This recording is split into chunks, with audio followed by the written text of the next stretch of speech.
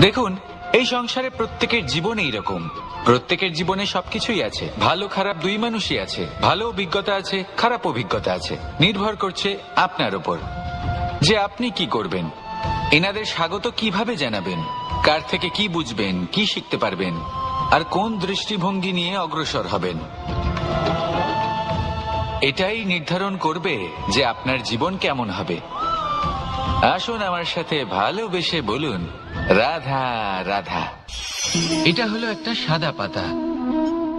এবার এতে আমি যাই লিখব সেটাই এর অস্তিত্ব হবে।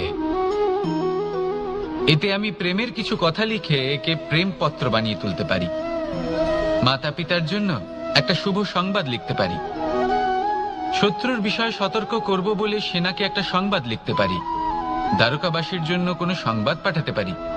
যাই লিখব এই পত্র সেটাই হয়ে উঠবে। সেই রকমই হলো আমাদের জীবন। আমরা যেমন কর্ম আমরা করব, আমাদের অস্তিত্ব এবং ব্যক্তিত্ব ঠিক তেমনই হয়ে উঠবে। যদি আপনি একটা অসাধারণ, উজ্জ্বল এবং সম্মানজনক জীবনযাপন করতে চান, তাহলে তার একটা রহস্য আপনাকে বলি। যেমন কথন হবে, কর্ম তেমন হবে। অর্থাৎ যতটুকু বলেছেন ততটুকুই করুন, আর যতটুকু করেছেন ততটুকুই বলুন। এই একটা নিয়ম যদি আপনারা পালন করেন, তাহলে এই সংসারের সমস্ত পণ্ডিত আপনাকে অবশ্যই সম্মান করবেন। তাহলে এটাই করুন আর আমার সাথে ভালোবেসে বলুন, রাধা রাধা।